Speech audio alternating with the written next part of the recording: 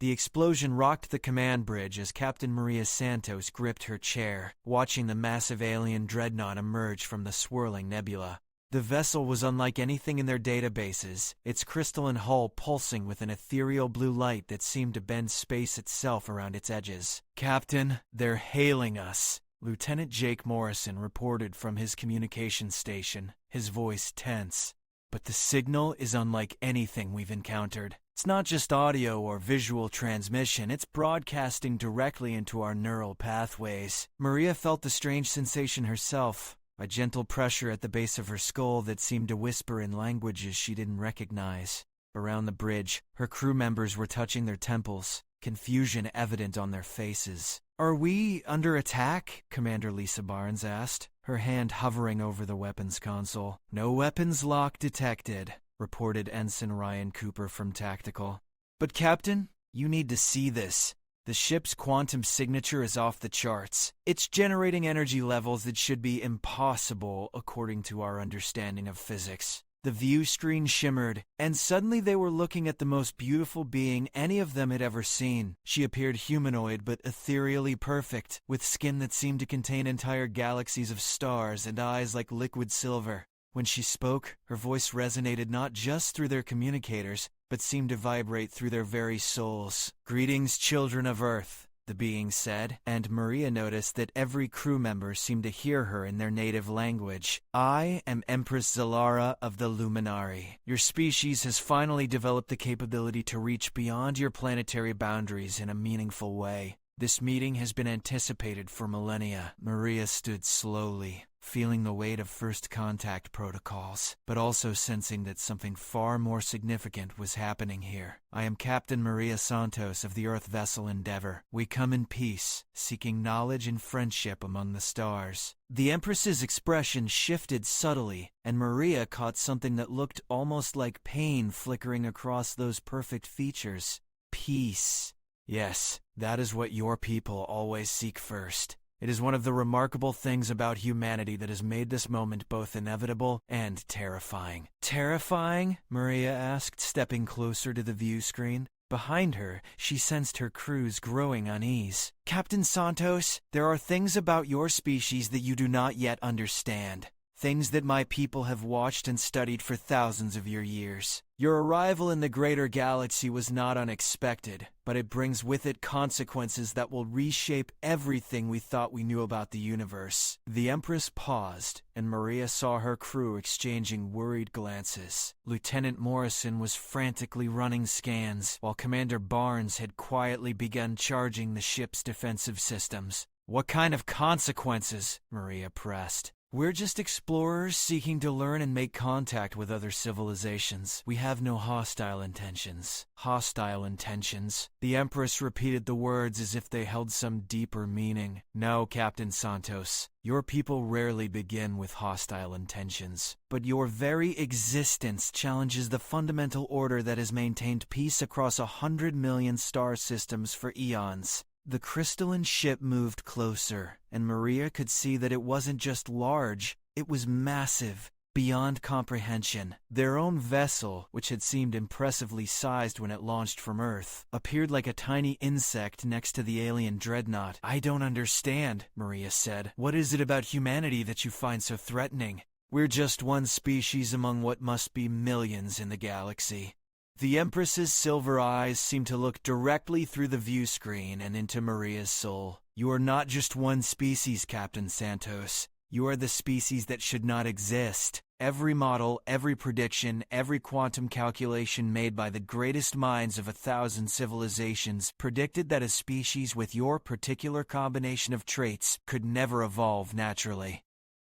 "What traits are those?" Commander Barnes interrupted, her military training making her suspicious of the Empress's evasive answers. "Your adaptability, your resilience, Your capacity for both creation and destruction, your ability to form emotional bonds across species barriers, your technological advancement speed, and most importantly, your complete immunity to our psychic influences. The Empress's voice carried a note of something that might have been. You see, Captain Santos, every species we have encountered can be guided, influenced, or controlled through psychic manipulation. It is how we have maintained galactic peace for so long, but humans are different. Maria felt a chill run down her spine. You control other species. We guide them away from destructive paths, help them find peaceful solutions to conflicts, ensure that wars do not devastate entire star systems. It is a responsibility we accepted long ago when we became the dominant power in this galaxy. The Empress's image flickered slightly. But you cannot be guided. You cannot be influenced. You make decisions based on your own moral compass, regardless of external psychic pressure. And that scares you, Maria realized. It terrifies us, the Empress admitted, because in every scenario we have calculated, the arrival of an uncontrollable species in the galactic community leads to one of two outcomes: either complete chaos as the balance of power shifts dramatically, or the necessary elimination of the uncontrollable element to preserve stability. The bridge fell silent, except for the humming of the ship's systems. Maria felt the weight of her crew's lives, of her entire species' future, settling on her shoulders. She had come to the stars seeking knowledge and friendship, only to discover that humanity's very nature made them a threat to the established order of the galaxy. So what happens now? She asked quietly. The Empress was quiet for a long moment, and when she spoke again, her voice carried the weight of eons. Now, Captain Santos, we must decide whether humanity represents evolution or extinction for the galaxy, and that decision cannot wait much longer. Maria's hands trembled slightly as she processed the Empress's words, but her voice remained steady. You speak of deciding our fate as if we have no choice in the matter. Humanity has always believed that every sentient species has the right to determine its own destiny. And that belief, the Empress replied, is precisely why you are so dangerous. Other species understand their place in the cosmic order. They accept guidance from those wiser and more experienced, but humans question everything, challenge every assumption, refuse to accept limitations placed upon them by others. Lieutenant Morrison suddenly looked up from his console, his face pale. Captain, I'm detecting multiple quantum signatures approaching our position. Whatever this ship is, it's not alone. The view screen split, showing tactical displays that revealed dozens of crystalline vessels emerging from what had appeared to be empty space. Each one was smaller than the Empress's flagship, but still dwarfed the human vessel. A demonstration, the Empress said calmly. This is but a tiny fraction of the Luminari fleet. We have ships stationed in every inhabited system, ensuring peace through our presence and influence. For 12,000 Earth years, there has not been a single interstellar war in our galaxy. Commander Barnes whispered urgently to Maria. Captain, we should retreat. Jump back to Earth space and warn the colonies. But Maria shook her head slightly. Something in the Empress's manner suggested that running would be both futile and potentially catastrophic. Your Majesty, she said, using the formal address instinctively, you mentioned that in every scenario you've calculated, our arrival leads to either chaos or elimination. But you're talking to us instead of simply acting. Why? The Empress's perfect features showed the first genuine emotion Maria had seen from her, a mixture of curiosity and what might have been hope. Because, Captain Santos, there is one variable in our calculations that we cannot predict or model, something that has never existed in the galaxy before your species evolved. What variable is that? Free will combined with moral conscience without psychic influence. Every species we have encountered makes decisions based either on instinct, logic, or our guidance. But humans make choices based on principles that seem to transcend mere survival or benefit. Your species will sacrifice individual members for abstract concepts like freedom or justice. You will risk everything to protect those who cannot protect themselves, even if they are not of your own species. Maria felt a stirring of pride, but also growing concern. You make that sound like a bad thing. It is unprecedented, the Empress corrected. And unprecedented elements in a stable system create unpredictable outcomes. However, in the short time we have been observing your vessel, We have noted something that gives us pause. The Empress gestured, and the view screen expanded to show recordings of the Endeavor's journey to this point. Maria watched her own crew responding to various situations they had encountered on their way to the Outer Rim territories. When you encountered the disabled mining ship 3 days ago, you stopped to render aid despite the fact that it delayed your mission and potentially exposed you to danger.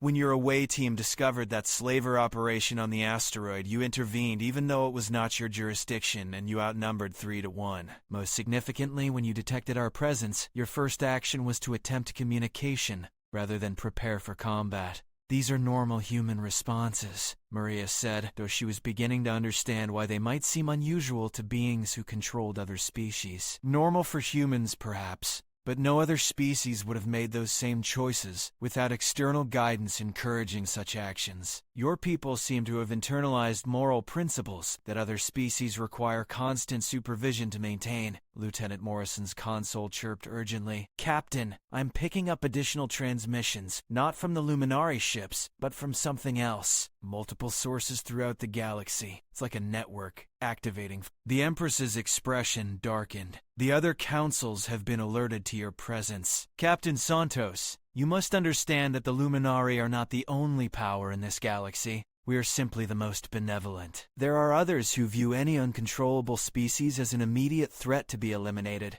Other councils? Commander Barnes asked. The Hive Collective, which believes in complete unity of thought and purpose. The Machine Intelligence, which values only logical efficiency. The Elder Consortium, which maintains that only species that have existed for at least 50,000 years have earned the right to make galactic decisions. The Empress's voice grew more urgent. Each of them has their own methods of maintaining order, and none of them share our reluctance to use extreme measures. Maria felt the net closing around not just her ship, but her entire species. So what you're really telling us is that humanity has walked into a galaxy where free will is seen as a disease, and we're about to be quarantined or cured. That is one way to phrase it, the Empress acknowledged. But Captain Santos, there is another possibility. One that we have never attempted before, because the right species has never presented itself. What possibility?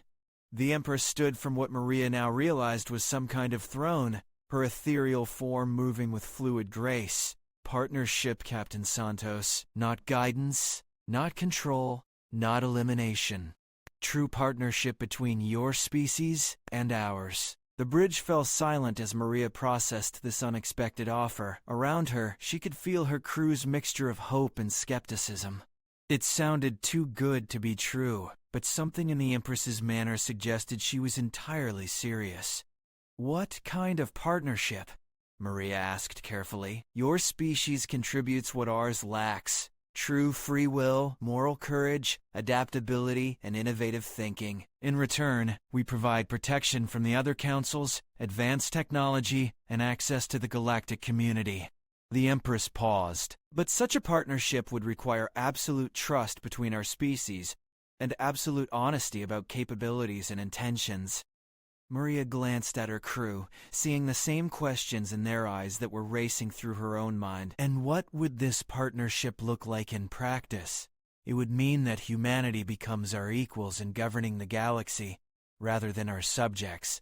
It would mean that sometimes you would need to trust our experience and wisdom, and sometimes we would need to trust your moral judgment and innovative solutions. The Empress's silver eyes seemed to bore into Maria's soul. But most importantly, it would mean revealing truths about the galaxy that could fundamentally change how your species sees itself and its place in the universe. The quantum signatures around them were growing stronger, and Maria realized that whatever decision she made in the next few minutes would affect the future of every human being alive. The weight of her decision pressed down on Maria like a physical force, but before she could respond to the Empress's offer, Lieutenant Morrison's console erupted in urgent alerts. Captain, we're being scanned by multiple unknown technologies simultaneously. The signatures are unlike anything in our databases, and some of them are actively attempting to penetrate our ship's systems. The other councils have arrived, the Empress said, her ethereal calm replaced by obvious tension. Captain Santos, if you are going to make a decision about partnership, it must be now. Once they begin their evaluation protocols, the choice will no longer be yours to make. The view screen suddenly split into multiple sections, showing the approach of vessels that defied easy description. One appeared to be a living organism, the size of a moon, its surface crawling with billions of smaller entities. Another looked like it had been constructed from pure mathematics given physical form, its geometric patterns shifting in ways that made Maria's eyes water. The third was so dark it seemed to absorb light itself, visible only as a void in the starfield. Luminary Empress Zolara. A voice spoke from the living ship, but it wasn't a single voice. It was thousands, maybe millions of voices speaking in perfect unison. You were instructed to evaluate and eliminate this aberrant species upon contact. Why do they still exist? Hive Mind Collective, the Empress replied formally. The humans have demonstrated capabilities that warrant further consideration before any final determination is made. The geometric ship pulsed with harsh light. Consideration is inefficient. The probability matrices indicate a 97.3% chance that this species will disrupt galactic stability within 50 standard cycles if allowed to propagate. Logic demands immediate neutralization. Machine intelligence, the Empress responded. Your calculations cannot account for variables you do not comprehend. This species possesses qualities that could benefit the entire galactic community. The dark void ship spoke in a voice like grinding stone. Younglings should not speak of benefits they cannot understand. We who have existed since the galaxy's youth have seen the rise and fall of 10,000 species. These humans show the same patterns as those who brought chaos before. They must be contained or destroyed. Elder Consortium, the Empress said, and Maria heard real anger in her voice now. Your age does not grant you wisdom if you refuse to consider new possibilities. Commander Barnes leaned close to Maria and whispered, Captain! Whatever we're going to do, we need to do it fast. Our long-range sensors are picking up significant weapon charges from all three ships. Maria stepped forward, addressing not just the Empress but the view screen now showing representatives of all four alien powers. The hive mind appeared as a writhing mass of interconnected organisms. The machine intelligence manifested as shifting geometric patterns. The Elder Consortium showed only darkness with occasional glimpses of ancient weathered features. I am Captain Maria Santos, representing humanity, she announced. Before you decide our fate, shouldn't you know what we actually stand for rather than just what you fear we might do? The hive mind's billions of voices responded first. Individual opinion is irrelevant. We know your nature through observation. You resist unity, create discord, encourage individual thought over collective good. Individual thought has value, Maria replied firmly. It leads to innovation, art, scientific breakthroughs, moral growth. Without it, civilization becomes stagnant, portably. The machine intelligence's patterns shifted rapidly. Logical analysis indicates that individual thought creates inefficiency, conflict, and irrational decision-making. Collective processing power always exceeds individual capacity, but collective processing can only work with known variables, Maria countered. When facing the unknown, individual creativity and intuition become essential. How many problems have you failed to solve because your collective logic couldn't account for innovative approaches? The Elder Consortium's ancient voice rumbled. Young species always believe they offer something new. We have heard these arguments from 100 races before they prove themselves dangerous to galactic order. Then maybe galactic order needs to change, Maria said, knowing she was taking an enormous risk but unable to remain silent. A system that requires the elimination of any species that thinks differently isn't order, it's tyranny. The word hung in space like a challenge, and Maria felt her crew tense behind her. She had just accused the four most powerful entities in the galaxy of tyranny. The Empress spoke quickly. What Captain Santos means is that there might be room for evolution in our current system. Her species offers capabilities that could enhance rather than threaten our existing stability. Enough, the Elder Consortium declared. We will demonstrate why young species must learn their place. The void ship began to pulse with dark energy. Prepare for educational discipline. Wait, Maria called out, desperation making her voice crack slightly. You talk about maintaining peace and order, but you're about to commit genocide against a species you've never even tried to understand. How is that different from the chaos you claim to prevent? The hive mind's collective voice grew agitated. We prevent greater chaos through controlled elimination of chaotic elements. This has maintained stability for millennia. But what if there's a better way? Maria pressed. What if, instead of eliminating differences, you learned to benefit from them? Human diversity within our own species has been our greatest strength. Maybe galactic diversity could be yours. The machine intelligence processed this for several seconds. Intriguing hypothesis, but probability of successful integration remains minimal. Risk assessment indicates containment or elimination as optimal solutions. Lieutenant Morrison suddenly called out. Captain, massive energy surge from the Elder Consortium ship. They're powering weapons that could crack a planet. Maria made her decision. Empress Zalara, if your offer of partnership was sincere, then I accept it on behalf of humanity. But true partnership means we face this together. The Empress's eyes widened in surprise, then filled with something that might have been relief. Very well, Captain Santos, but understand that this choice commits your entire species to a path from which there may be no return. Some choices are worth the risk, Maria replied. The Empress turned to face the other council representatives. By ancient law, I claim protection rights over humanity as our chosen partners. Any action against them is an action against the Luminari Dominion. The reaction was immediate and explosive. All three alien ships began charging weapons simultaneously while urgent communications crackled across multiple frequencies. Maria realized that her acceptance of partnership hadn't solved their problems. It had started what might be the first galactic war in 12,000 years. The space around the Endeavor erupted into chaos as the four alien superpowers faced off against each other for the first time in millennia. Energy discharges that could level continents crackled between the massive ships while Maria's small vessel sat trapped in the middle of forces beyond her comprehension. Luminary betrayal detected, the machine intelligence announced, its geometric form shifting into what could only be described as a combat configuration. Partnership with uncontrolled variables violates established protocols. Corrective action authorized. Quote, the Empress has exceeded her authority, the Elder Consortium's ancient voice declared. No single council member may unilaterally alter galactic policy. The humans will be contained, and the Luminari will face consequences for this breach. Unity demands conformity, the hive mind's billion voices chanted.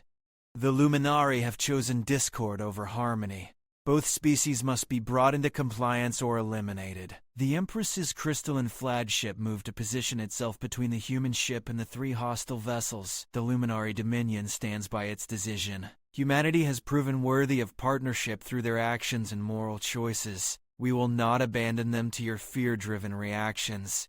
Commander Barnes gripped her console as gravitational waves from the massive ship's movement shook the Endeavor. Captain, we're sitting in the middle of what looks like it's about to become the galaxy's first war in 12,000 years. Our weapons couldn't even scratch the paint on these ships. Maybe that's exactly why we need to be here, Maria replied, an idea forming in her mind. Lieutenant Morrison, open a channel to all ships. Maximum broadcast power. Captain. Morrison looked confused but complied. This is Captain Maria Santos to all vessels present, Maria announced. You're about to start a war that will devastate billions of lives throughout the galaxy. The very thing you claim to prevent through your control systems is about to happen because of those same systems. Human interference is not welcome, the Elder Consortium replied coldly. Your species lacks the wisdom to understand galactic politics. Maybe we lack wisdom, but we understand something you seem to have forgotten, Maria shot back. Every single one of you justifies your actions by claiming you're preventing chaos and protecting lives. But right now you're about to cause the exact chaos and death you claim to oppose. How does that make sense? The machine intelligence's patterns flickered. Logic error detected. Current actions do risk the stability we seek to maintain. However, allowing uncontrolled variables presents greater long-term risk. Does it? Maria pressed. Or are you so afraid of losing control that you'd rather destroy everything than admit you might be wrong? The Empress seized the opportunity. Captain Santos raises a valid point. We have become so focused on preventing potential problems that we risk creating actual ones. Perhaps it is time to consider whether our methods serve our goals or merely our fears. Fears are logical responses to demonstrated threats, the hive mind responded, but Maria noticed some discord in their unified voice for the first time. Previous uncontrolled species have caused disruption, but not every species is the same, Maria argued. You're judging us based on others' actions rather than our own. In human law, that would be called prejudice, and it's considered both unjust and counterproductive. Human law is irrelevant to galactic governance, the Elder Consortium declared, but their certainty seemed to waver slightly. Lieutenant Morrison suddenly looked up from his console with excitement. Captain, I'm detecting something incredible. The quantum resonance between all these ships is creating a kind of communications network. I think we can tap into it. Do it, Maria ordered.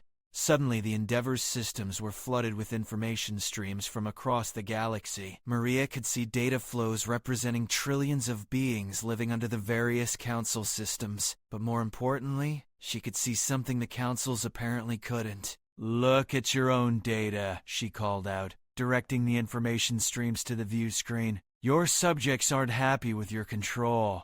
They're just afraid to express it. The hive mind has billions of individuals desperately trying to maintain single thoughts while yearning for personal expression. The machine intelligence has calculated away the very creativity and spontaneity that makes life worth living. The Elder Consortium has created stagnation disguised as stability. These observations are irrelevant, the Elder Consortium insisted, but Maria could see fluctuations in their dark energy patterns.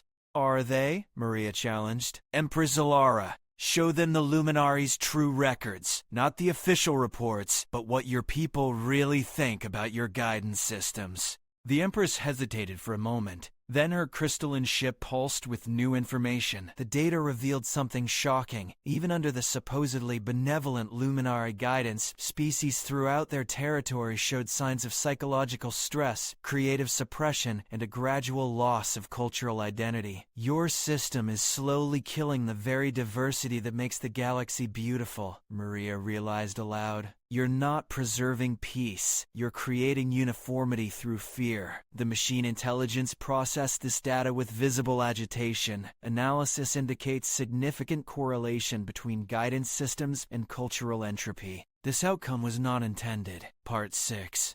Intentions don't matter if the results are harmful, Maria replied. The question is, are you willing to try something different? What alternative could possibly work? The hive mind asked. And Maria was startled to hear the question come from what sounded like a single voice rather than their usual collective chorus. Cooperation instead of control, Maria suggested. Partnership based on mutual respect rather than imposed guidance. Allow species to make their own decisions, even wrong ones sometimes. Support them when they need help. Celebrate their successes. Learn from their unique perspectives.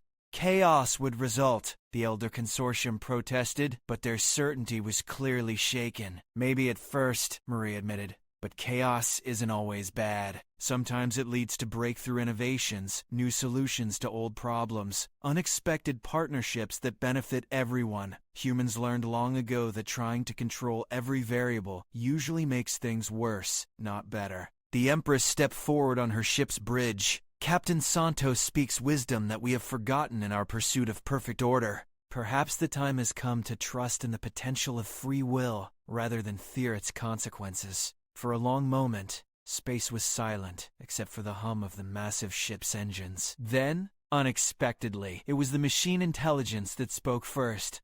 Proposal for consideration. Trial period of reduced guidance protocols in specific sectors.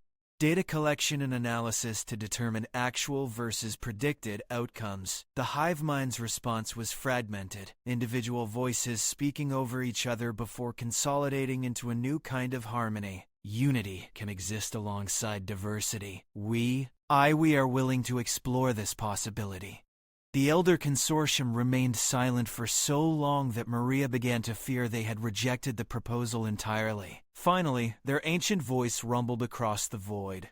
Young species have surprised us before, though not always pleasantly. We will observe this experiment, but at the first sign of true chaos, intervention will be swift and absolute. Maria felt a mixture of relief and terror. They had avoided immediate destruction, but she had just committed humanity to serve as a test case for an entirely new approach to galactic governance.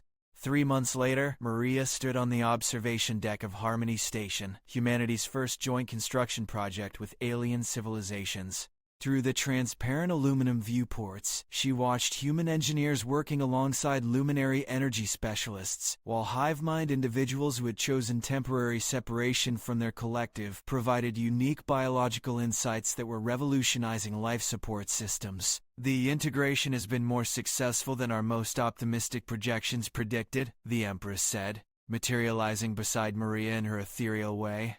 The Luminary leader had taken to visiting the station regularly, claiming she found human unpredictability refreshing after millennia of guided certainty. "It hasn't been without challenges," Maria replied, thinking of the heated debates, cultural misunderstandings, and occasional diplomatic crises that had marked the past 3 months. "But humans are good at adapting to challenges. Indeed, your species' ability to find solutions that none of us anticipated has been educational."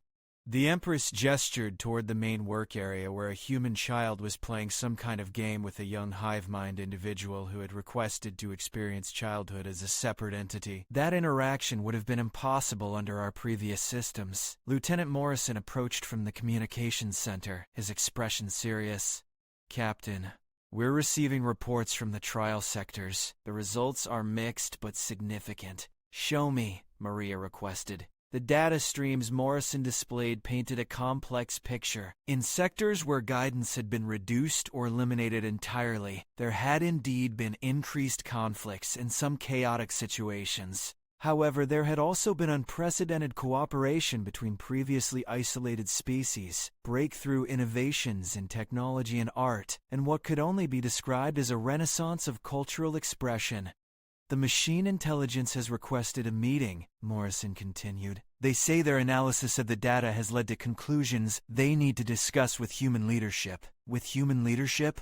Maria raised an eyebrow. "Not with the councils, specifically with humans, Captain. They said they need to understand how you make decisions without being paralyzed by the complexity of variables involved." The Empress looked intrigued. "The machine intelligence has never requested to learn from another species. This is unprecedented."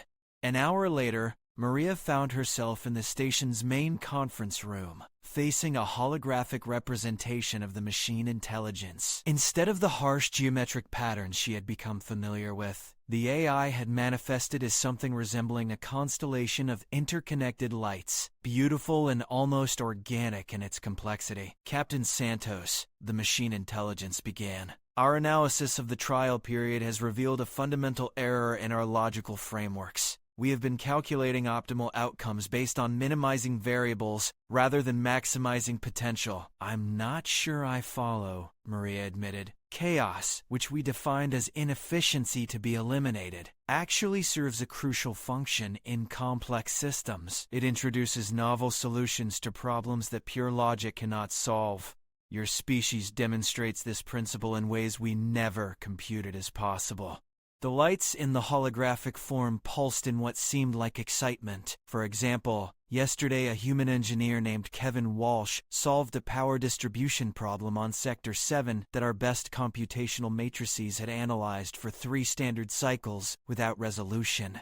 His solution violated 17 principles of optimal engineering, yet it worked perfectly." "How did he solve it?" Maria asked, curious. "He said he had a feeling about reconfiguring the quantum resonance chambers in a pattern that resembled his grandmother's garden layout. When questioned further, he could not explain the logical connection. Yet the pattern proved 23% more efficient than our calculated optimal design." Maria smiled. "That's very human.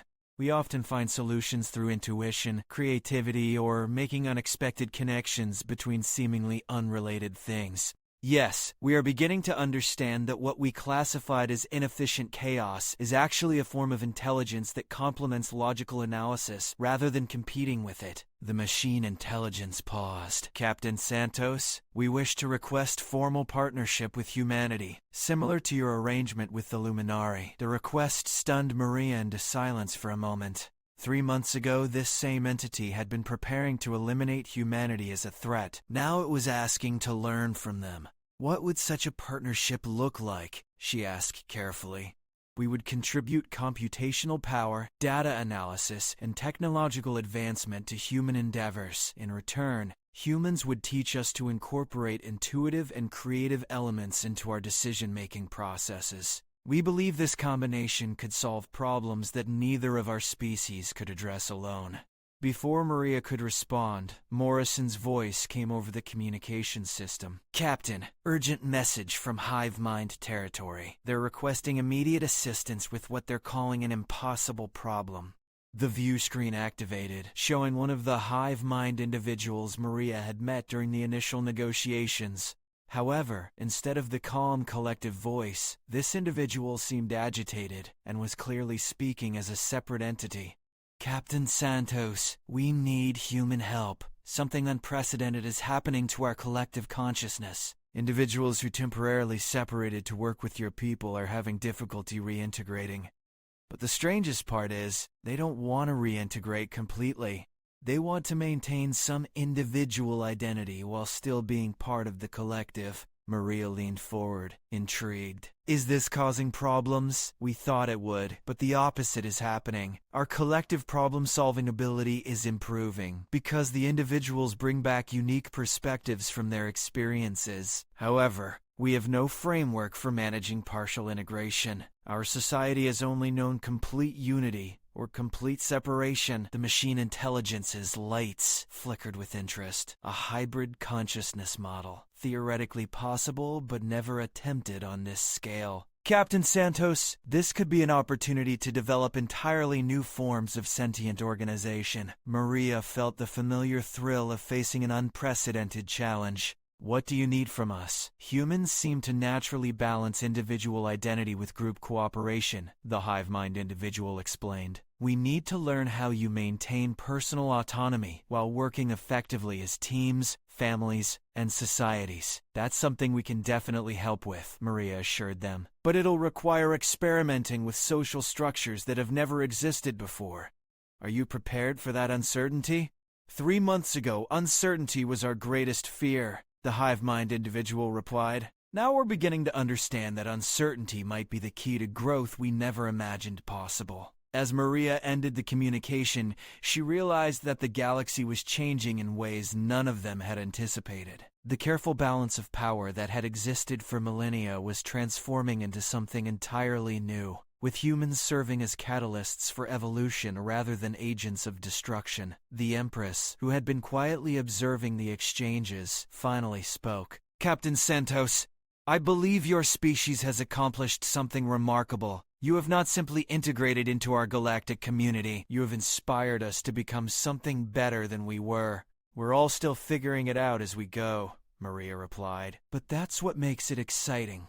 6 months after first contact, Maria stood before the newly formed Galactic Cooperation Council, addressing representatives from over 50 species who had requested to participate in what was being called the New Framework Initiative. The old council structure still existed, but it now operated alongside this experimental cooperative system. The results speak for themselves, Maria announced, gesturing to the holographic displays showing data from across the galaxy.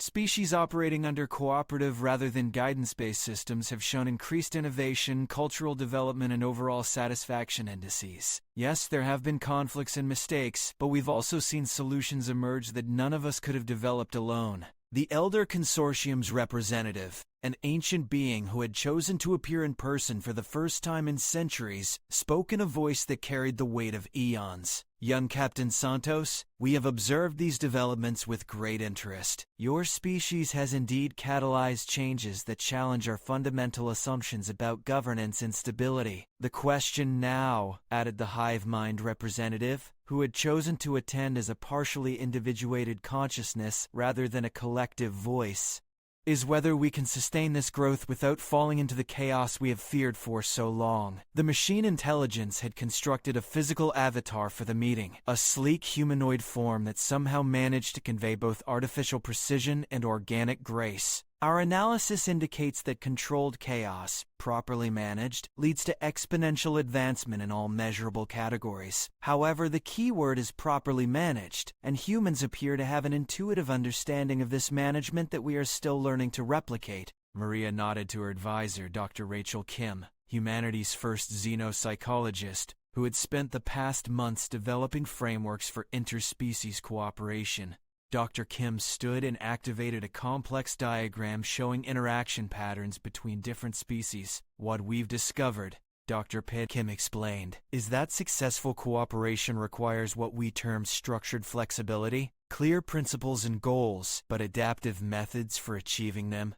Each species contributes their strengths while learning to appreciate and benefit from others' different approaches. For example, added Commander Barnes, who had become humanity's military liaison to the new cooperative forces, the Zephyrian Wind Riders have taught us three-dimensional tactical thinking that has revolutionized space combat doctrine. In return, human unpredictability has helped them develop adaptive strategies that their traditional precision-based approach couldn't achieve.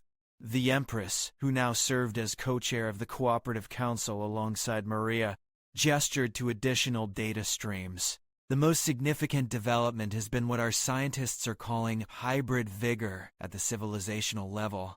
Species working together are achieving scientific breakthroughs, artistic achievements, and social innovations that surpass what any of them accomplished in isolation. But challenges remain, interjected Ambassador Torres, humanity's chief diplomatic representative. The crystalline hegemony has refused to participate in the cooperative framework and has begun actively sabotaging mixed species projects in border regions. The shadow hierarchy views our success as a direct threat to their territorial expansion plans, and there are rumors that the Void Touched are awakening from their eons-long slumber specifically because of the disruptions we've caused to galactic stability. Maria felt the familiar weight of responsibility settling on her shoulders. Each success seemed to bring new challenges, and the stakes kept rising. These threats are real, she acknowledged, but they also prove that what we're building is powerful enough to worry those who profit from the old systems. The question, the Elder Consortium representative said slowly, is whether we have the strength to defend what we've built. The forces arrayed against change are vast and ancient. Some have been waiting millennia for an opportunity to reshape the galaxy according to their vision. The machine intelligence's avatar leaned forward, its optical sensors focusing intently on Maria. Captain Santos, our predictive models suggest a 67.3% probability of major conflict within the next standard year. The cooperative systems we've developed are still fragile. A concentrated assault by hostile forces could shatter our progress and potentially justify a return to authoritarian control systems. Then we need to be ready, Maria replied firmly. But not just militarily. We need to prove that cooperation is stronger than coercion, that diversity creates resilience, and that free will guided by moral principles can stand against tyranny in any form. Dr. Kim activated another display showing communication networks spreading across the galaxy. The good news is that word of our successes is spreading faster than efforts to suppress it. Species under authoritarian control are beginning to request assistance in developing their own cooperative frameworks. We're not just defending an experiment anymore. We're supporting a movement, a revolution. The hive mind representative corrected, using individual voice rather than collective harmony. And revolutions by definition threaten existing power structures. The response will be proportional to the threat perceived by those in power. Commander Barnes stood and activated tactical displays showing fleet movements throughout the galaxy. Our intelligence networks indicate coordinated military buildup by at least 6 hostile factions. They're not just planning to contain us. They're preparing for what they call galactic sanitation, complete elimination of cooperation-based systems and the species that promote them. The chamber fell silent as the implications sank in. Maria realized that in trying to save humanity from extinction, she had potentially triggered a galactic civil war that could destroy billions of lives. There's something else, the Empress said quietly, her ethereal form seeming to dim with worry. Ancient protocols that have been dormant for millions of years are beginning to activate. The galaxy's original architects, the beings who established the fundamental laws governing interstellar civilization, may be awakening. If they decide that our changes threaten the cosmic order they established, even our combined forces might not be able to resist their intervention. Maria looked around the chamber at the representatives of dozens of species who had chosen hope over fear, growth over stagnation. Each of them had taken enormous risks to be here, and all of them were now facing potential extinction because they had dared to believe that a better way was possible. "So be it," she said finally. Humanity has never backed down from a fight when the stakes were freedom and dignity for all sentient beings. If ancient powers want to stop us from building a galaxy based on cooperation and mutual respect, then they'll have to go through us to do it. The Elder Consortium representative made a sound that might have been laughter. Young species are all alike in their courage and their foolishness. "Very well, Captain Santos. If you are determined to challenge the fundamental order of the galaxy, then we who have witnessed the rise and fall of 10,000 civilizations will stand with you. Perhaps it is time for the old ways to face judgment." As the representatives began planning for what might be the most important conflict in galactic history, Maria couldn't help but think that 6 months ago she had been a simple starship captain looking for new worlds to explore. Now she was potentially about to lead a revolution against powers that had ruled the galaxy since before humanity had even discovered fire. But looking around at the diverse beings who had chosen to work together despite their vast differences, Maria felt a surge of hope. Maybe that was what humanity's true gift to the galaxy was, not their stubborn independence or their innovative thinking, but their ability to inspire others to believe that change was possible, that cooperation could triumph over control, and that the future could be better than the past. The first shots of what historians would later call the Liberation War were fired not by massive battle fleets, but by children playing together in a schoolyard on the border world of Kepler A442b. 3 human children, 2 young luminari, a hive mind individual experiencing childhood for the first time, and a small crystal being from the recently contacted Resonance Collective were building something together in the sandbox when crystalline hegemony enforcers arrived to restore order to the planet. Maria received the emergency transmission while reviewing defense preparations on Harmony Station. The quantum communication carried not just words, but the actual sensory experience of 8-year-old Amy Chen, as armored figures twice her height surrounded the playground. "You children will be separated immediately," the lead enforcer had announced, its voice mechanically translated through universal communicators. "Interspecies contamination ends now. Return to your designated species zones." "But we're building a castle together," Amy had protested, with the fearless logic of childhood. "It's not finished yet. Your construction is irrelevant. Compliance is mandatory." What happened next sent shockwaves through both the cooperative and authoritarian systems. The children, instead of complying or fleeing, had joined hands around their unfinished castle. Not just the human children, but all of them together, forming a protective circle around their shared creation. "No," Amy Chen had said, her small voice carrying across the playground. "We're friends, and friends stick together." The enforcer had reached for Amy to remove her by force, and that's when the unexpected happened. The young luminari had instinctively generated a protective energy field. The hive mind child had called out to nearby adults in perfect harmony with its collective. The crystal being had resonated a distress signal that every sensitive creature within miles could feel, and the human children had done what human children do best in crisis. They had started yelling for their parents at the top of their lungs. Within minutes, adults from all species were converging on the playground. What the crystalline hegemony enforcers found was not the easy compliance they expected, but a unified defense of the children by beings who had learned to work together. "Captain Santos," Lieutenant Morrison reported as the transmission ended, "similar incidents are being reported on 47 worlds across cooperative space. It's like they're testing our resolve by targeting the most vulnerable members of our communities." Maria felt a cold fury building in her chest. "They're making a mistake," she said quietly. "Humans have one absolute rule that overrides everything else. You don't hurt our children." And now, these children aren't just human anymore. They're all our children. The Empress materialized beside Maria's command chair, her ethereal form crackling with barely contained energy. The Luminari feel the same way, Captain Santos. We have protected young life for millions of years. This attack on innocence will not be tolerated. Commander Barnes looked up from her tactical display with grim satisfaction. Captain, we're receiving response confirmations from defense fleets throughout cooperative space. Every species is mobilizing to protect not just their own young, but all children in the cooperative worlds. And there's more, Dr. Deb, Kim added, monitoring the interspecies communication networks. Species that weren't part of the cooperative framework are sending messages of support. The image of children from different species holding hands to protect their shared creation is spreading across the galaxy faster than any official communication could travel. The machine intelligence's avatar activated with unusual intensity. Captain Santos, our analysis indicates that the crystalline hegemony has made a catastrophic strategic error. By targeting children, they have violated a taboo that appears to be universal among sapient species. Even traditionally isolationist civilizations are expressing outrage. What about the other hostile factions? Maria asked. Are they backing the hegemony's actions?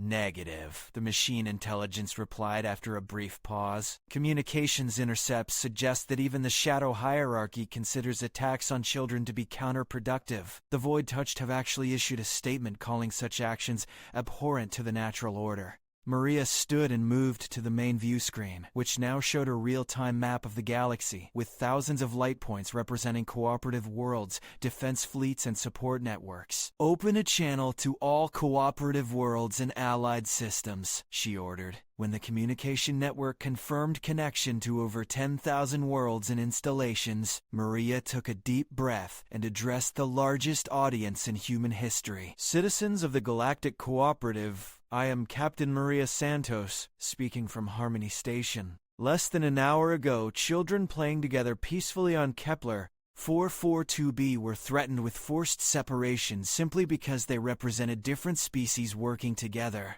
These children, whose only crime was building a sandbox castle while holding hands across species lines, became the first casualties of a war that others have chosen to force upon us. She paused, letting the weight of her words sink in across thousands of worlds. But in that moment of crisis, something beautiful happened. Those children didn't see species differences. They saw friends. They stood together, and when they were threatened, adults from all our species came together to protect them. That is what cooperation means. That is what we are fighting for. The response was immediate and overwhelming. Communication networks across cooperative space lit up with messages of support, offers of assistance, and declarations of solidarity. But more importantly, Maria could see the strategic displays showing fleet movements toward threatened worlds. The crystalline hegemony believes that by attacking our most vulnerable, they can force us to abandon the principles that unite us, Maria continued. They are wrong. By threatening our children, they have given us something more powerful than any weapon. Absolute certainty about what we stand for. She gestured to the displays showing the galaxy-wide response. Every parent knows that there is nothing they won't do to protect their children. Every teacher understands that nurturing young minds is sacred work. Every adult who has ever watched children play together across cultural differences knows that cooperation isn't just political theory. It's the natural state of beings learning to understand each other. Today, those principles are under attack. Tomorrow, we defend them. Not just for our own species, but for every child in the galaxy who dreams of a future where friendship matters more than fear, where cooperation triumphs over control, where different species can build castles together in sandboxes without fear of forced separation. As Maria concluded her address, reports began flooding in from across the galaxy. The Sandbox Incident, as it was already being called, had triggered the largest voluntary military mobilization in galactic history. Species that had remained neutral were pledging support. Even some worlds under authoritarian control were experiencing what intelligence reports described as spontaneous solidarity demonstrations. "Captain," Commander Barnes said with awe in her voice, "preliminary counts suggest that over 600 species have committed forces to the defense of cooperative worlds." The crystalline hegemony started this war expecting to face a loose alliance of idealists. Instead, they're about to face the united determination of every parent in the galaxy. The Elder Consortium representative arrived at Harmony Station just as the first combined fleets were departing for defensive positions. The ancient being moved slowly, but with obvious purpose toward Maria's command center. "Young Captain," the Elder said in their grinding voice, "in all our eons of existence we have never seen unity forged so quickly or completely. The hegemony sought to divide you by attacking your weakest members. Instead, they have given you the strongest possible foundation for victory, the absolute moral certainty that comes from protecting innocence." Maria nodded, watching as ships from dozens of species formed up into integrated defensive fleets with a coordination that would have been impossible just months before. "The question now is whether we can channel this outrage into effective strategy. Anger is a powerful motivator, but winning a war requires more than righteous fury." "Indeed," the Elder agreed. "But Captain Santos, your species has contributed something to this alliance that gives us advantages our enemies cannot anticipate. You have taught us that the strongest bonds are forged not in conquest, but in cooperation, not in domination, but in defense of shared values. The fleets moving to protect our worlds fight not for territory or resources, but for the right of children to play together regardless of the species they were born into." As if summoned by their conversation, Amy Chen's voice suddenly echoed through the command center as her mother transmitted a message from Kepler. 442B. The 8-year-old girl looked directly into the camera, with the serious expression that only children can manage when they understand something important is happening. "Captain Santos," Amy said, "we finished our castle." "All of us together just like we wanted. And we're gonna build more castles, and more friends are gonna help. Because that's what friends do. They build things together, and they protect each other, and nobody gets to tell them they can't be friends." Maria felt tears she hadn't expected threatening to fall. In trying to destroy what the children represented, the crystalline hegemony had instead given the galaxy the perfect symbol of what cooperation could achieve. Innocence, determination, and the unshakable belief that friendship was stronger than fear. The Liberation War had begun not with the clash of battle fleets, but with children holding hands in a sandbox, refusing to be separated. And in that moment, Maria knew that whatever the cost, whatever the sacrifice required, they would not let those children down.